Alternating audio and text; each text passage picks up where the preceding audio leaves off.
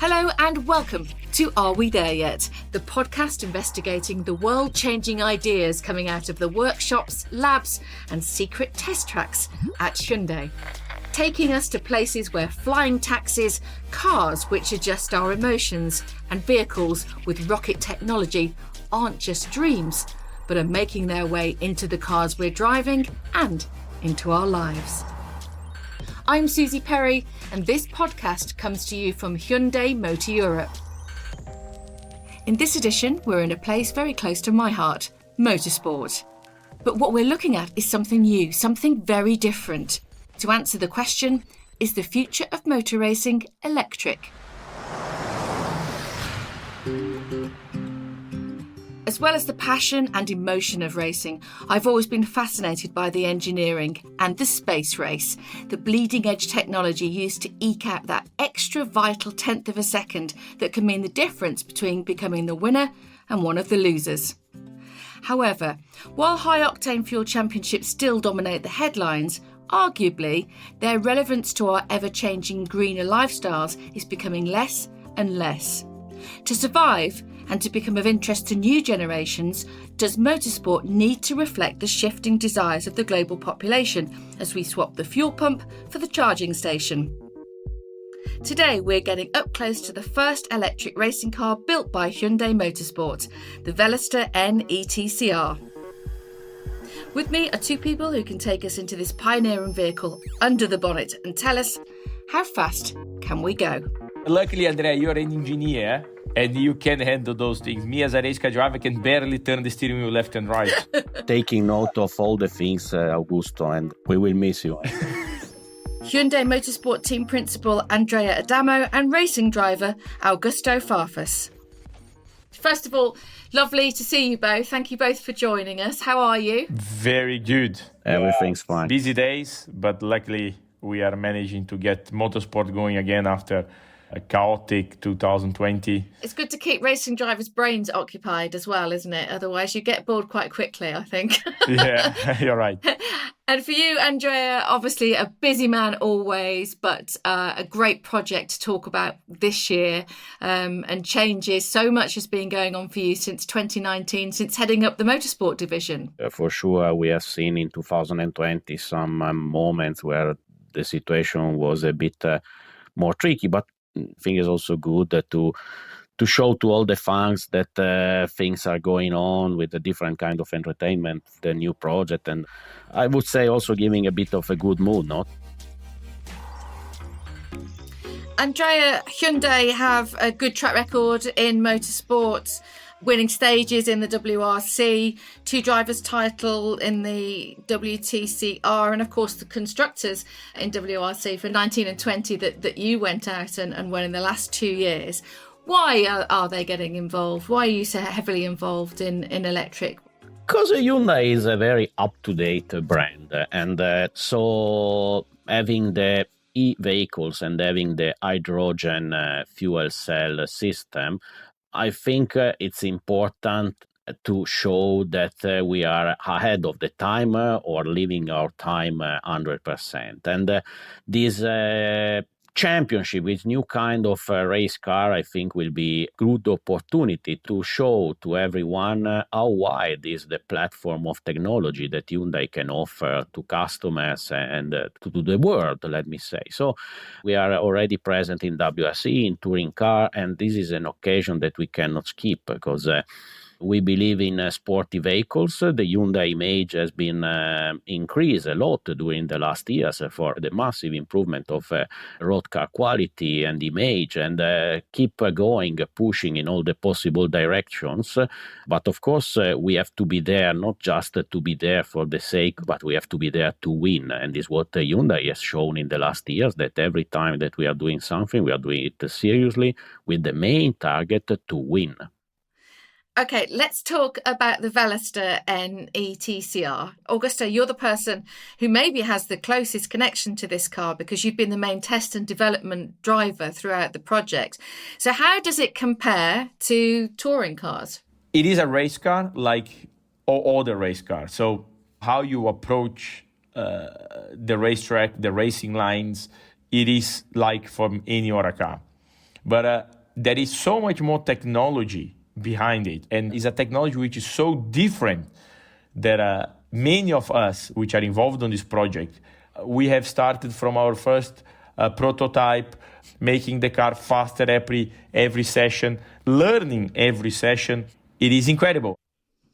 Yeah, it's the first pure electric racing car, isn't it, from Hyundai? It's a massive project. Can you just take me into the car with you? So you get there, and then you see this car which has no engine and has a completely different way of handling and preparing the car before getting out on track. And of course, it is completely silent. And this makes initially the first feeling very unique, because you start the car and then normally you feel the engine roaring, and there is no roaring of the engine. The engine is completely quiet. You press the throttle and it moves. So if it would not be for the lights which I have on the dash, which indicates me that the system is ready to drive, the car is completely quiet.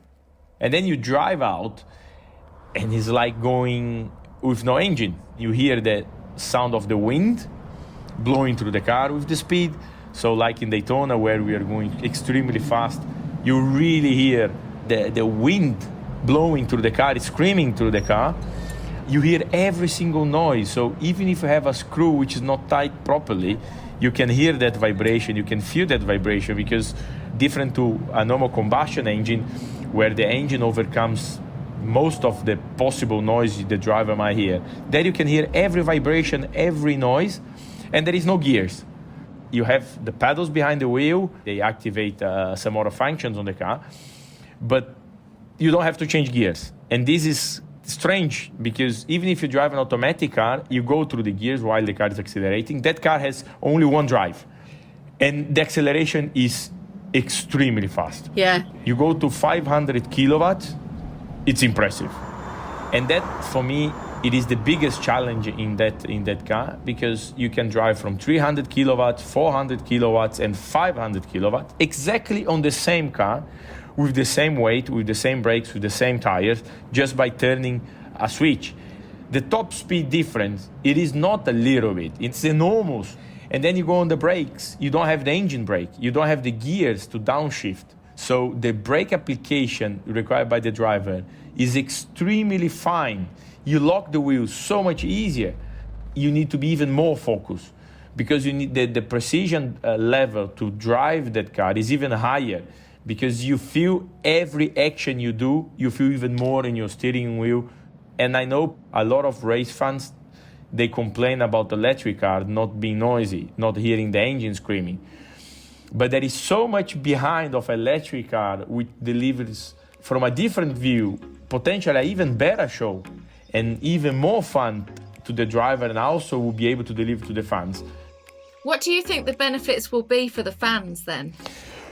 First of all, this acceleration for the cars are extremely fast, and different than other electric series, we're gonna go full on. Will not be so much about managing the energy, and it will be intense, because with the power you have and the power delivery you have, every driver input will make a big impact on the performance. So driver mistakes, you pay a bigger price, and overtakes will be potentially a lot easier.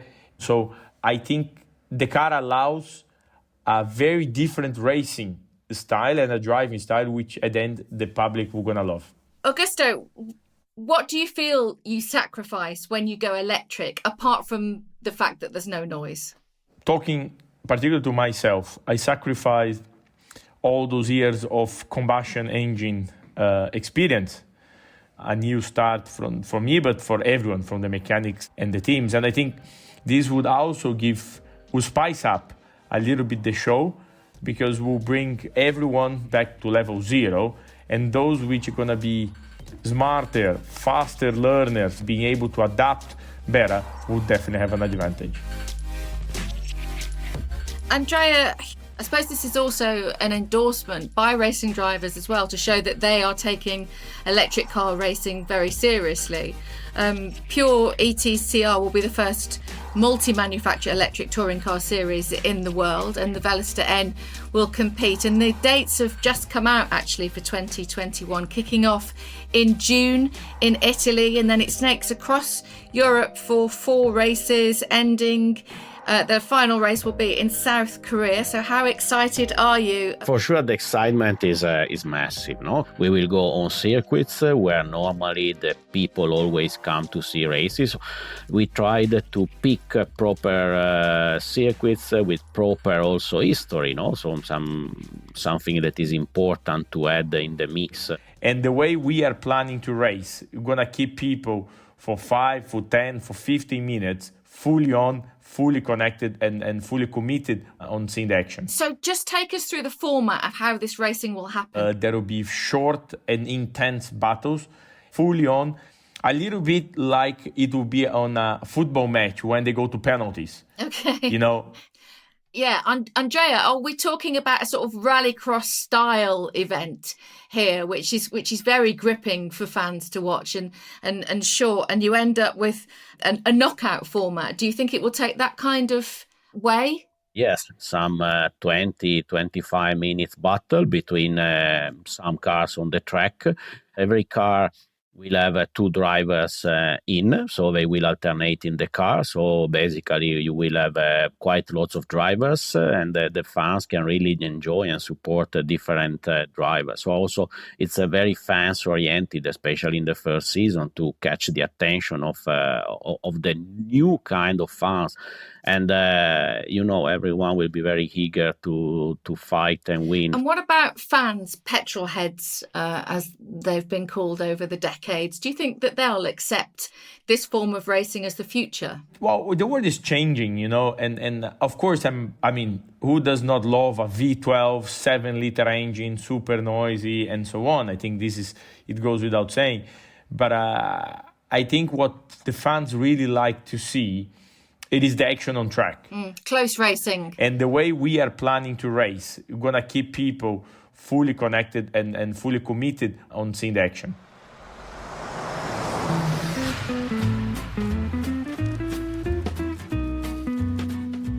If you can indulge me for a moment, let me get to know you a little more.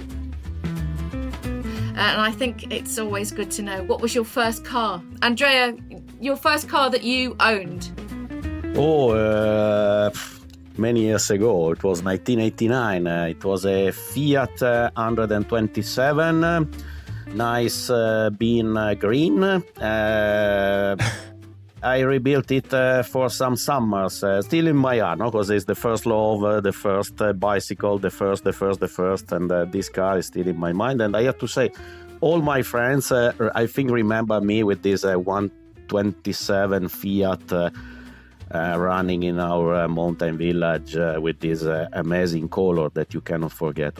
It's an amazing feeling when you get your first car, isn't it? The freedom that it gives you, the independence, where you don't have to get lifts from parents or friends anymore, and it unveils a whole new world. But Augusto... Well, I started back in 1990 with motorbikes, mini bikes. I got a present from Christmas from my dad, and that's how my passion to racing started. My mom was not so excited about the idea of her young boy being racing on racetracks, especially in 2 wheels. They tried to convince me to go to go-karts. My mom thought it was safer to be on 4 wheels instead of 2 wheels. And the first lap I did on a go-kart, I fell in love. Then I came over to Europe, where I did all the formulas on my way up to Formula One. I've been invited to do a test in touring cars with Alfa Romeo. And that's where the first time I met Mr. Andrea Adamo, who was running the project. He was one of the engineers. So we know each other from pretty 20 years. That make me feel old, but okay. Yes, so do I. Andrea, clearly for you, there was another part of cars that you love from the engineering side.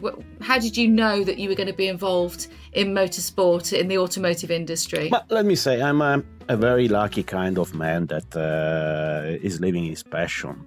I grew up in a family that always was passionate about motorsport, because my dad was involved in a local team, not as a job, as a hobby. The passion was there basically as a first inception.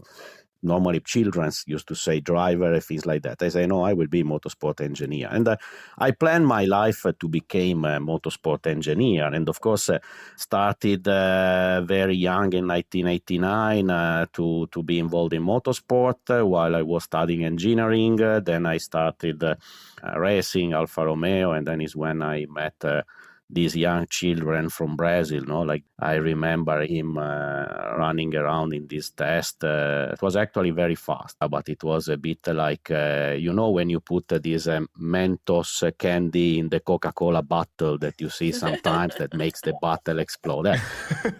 Augusto that had many radio problems during these seasons together, because I incidentally never heard about the suggestions that we were giving him during the races. And is one of the most unlucky guys. He always had a radio problem when we were racing together. I was young and brave. And by the way, also lately I discovered that he still had the problem with the radio during our TCR races. It's something that maybe is related to some malfunctioning of the ears. I don't know, but people are getting older, but some DNA never change.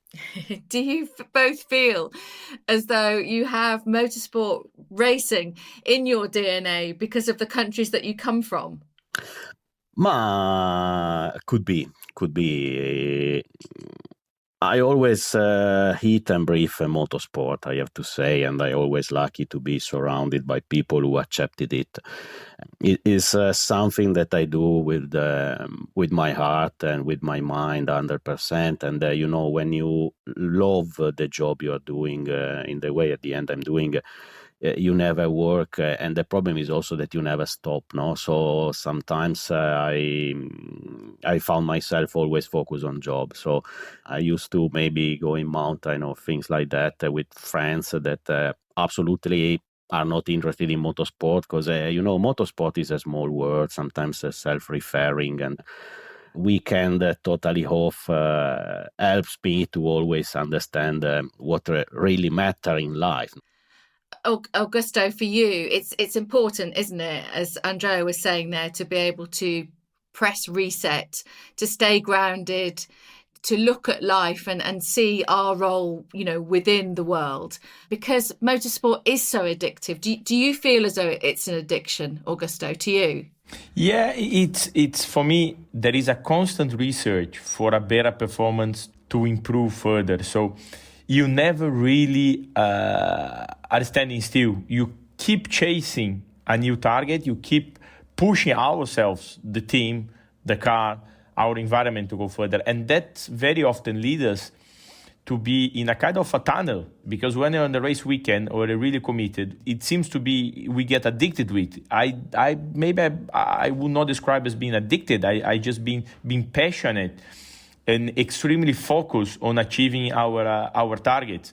But I also like, especially when I get back home, and for me it normally takes 2-3 days to become, to be in sync with my family.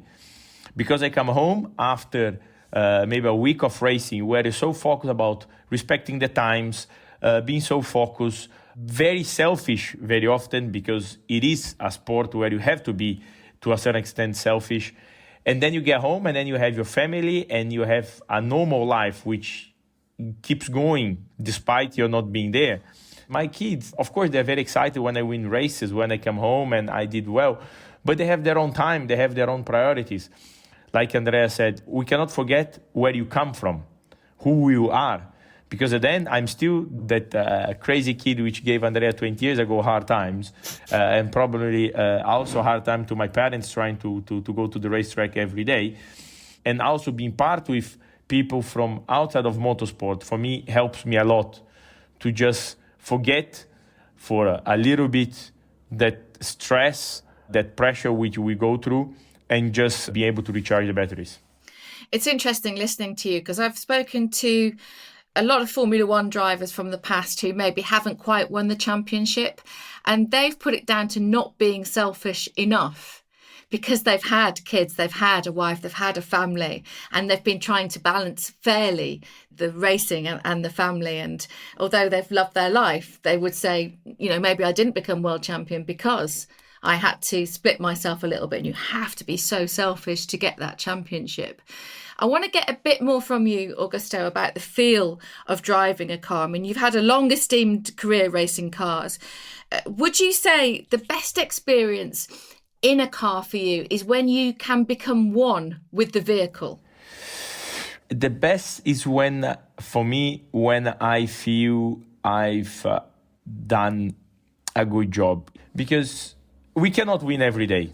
Because, you know, unfortunately, there is days where somehow you cannot express, you cannot deliver it.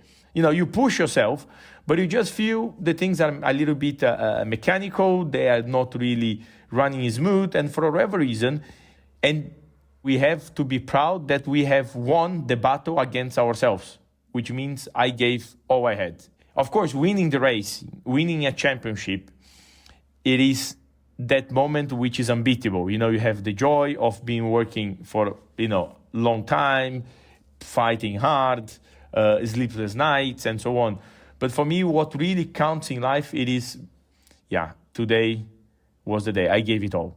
You know, and this for me, it's what relieves me from also from a defeat, from knowing that the race or the championship has not gone as I expected, but I tried. And I think this what I try to pass to my kids and my family, because we should always try our very best.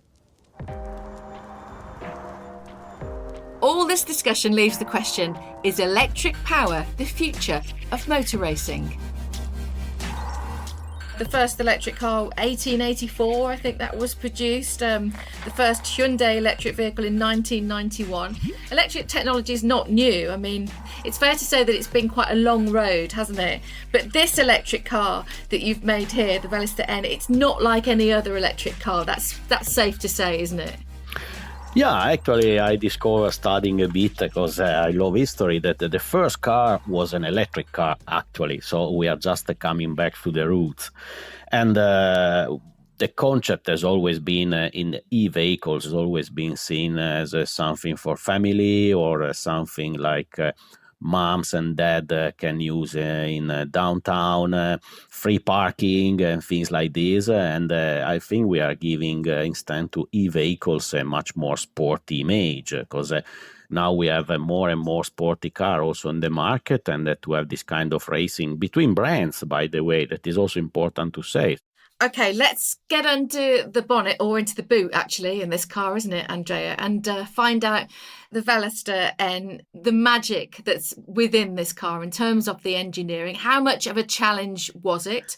The challenge for us has been a total challenge, a much bigger challenge than any other car, because if you would need to start to make a brand new car, but you start from a well-known base, in this case was a white sheet of paper, but maybe we didn't haven't the paper even.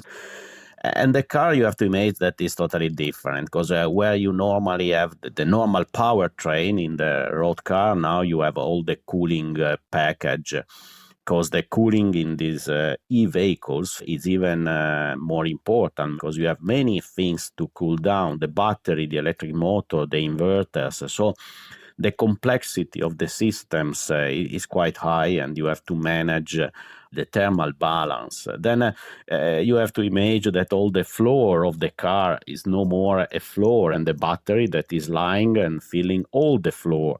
Augusto is quite laid down. It is a bit like a sport car. Then on the back, you have, of course, the electric motors that are driving the wheels, and with the inverters that are managing all the electricity. And so it's a brand new car. Of course, it became a rear-wheel driven car. So also the rear suspension is totally new. The weight distribution is totally different. What we try to keep At a very basic level, the aerodynamic, because these cars should be very close to touring car races, as Augusto was mentioning, so in kind of fighting each other.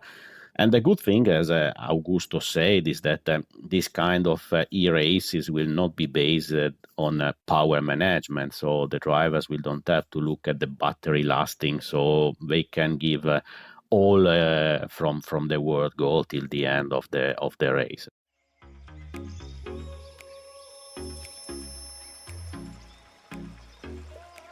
It's important to talk about a little bit as well the fact that you're using the hydrogen generator to power the cars, because previously we've seen different kinds of power which sort of negates the E factor effectively, but you guys are using a hydrogen generator, but you've also been working along with hydrogen fuel cells. So how does that compare to electric?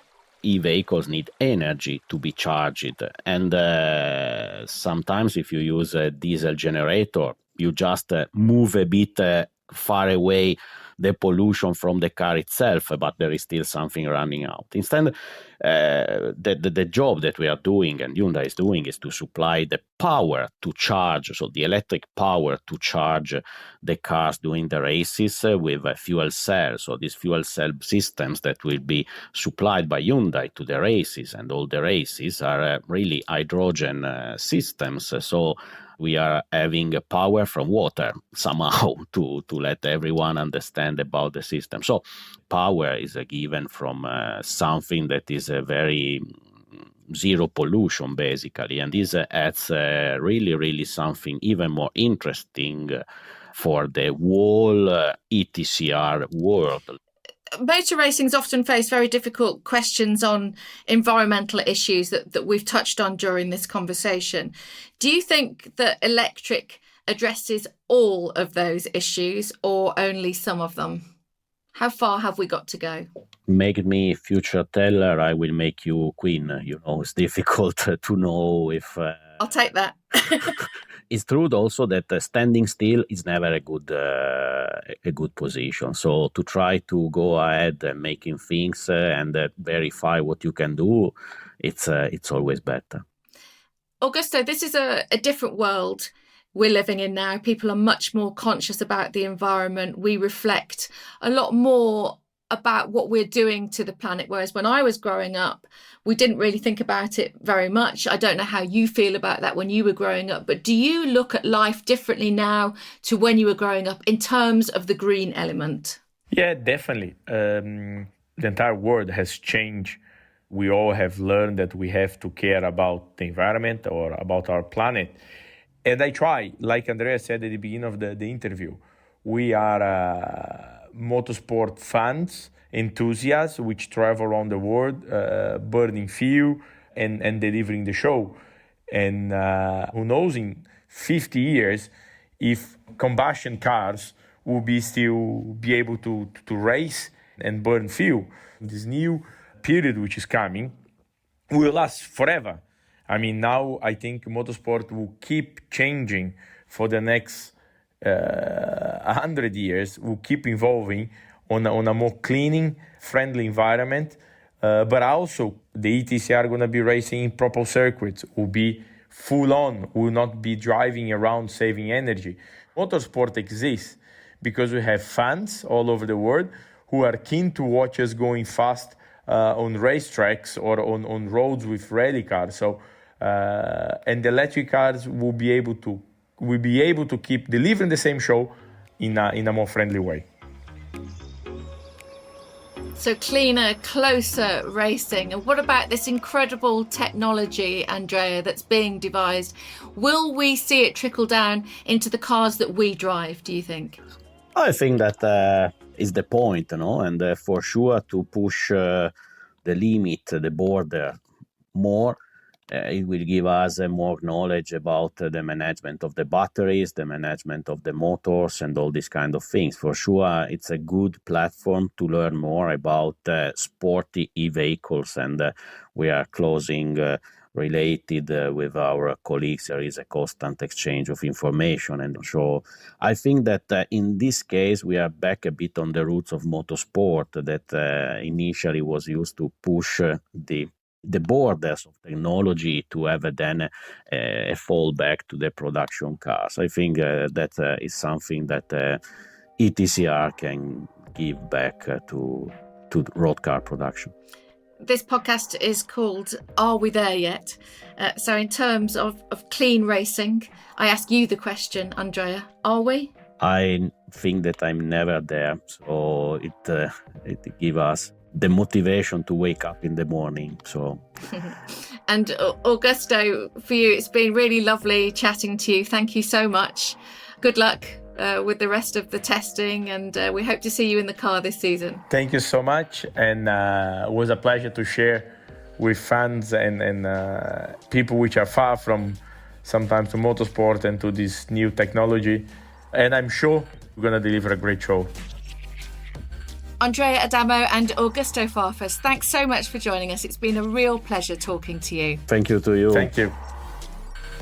If you're excited by the drive for green speed and electric racing, you can find out more at Hyundai.com. Next episode, we're going to become visionaries as we reimagine what a car can be. Don't forget to subscribe to the Are We There Yet podcast via your usual podcast provider. It means, of course, that you'll never miss an episode. Thanks so much for listening. Bye-bye.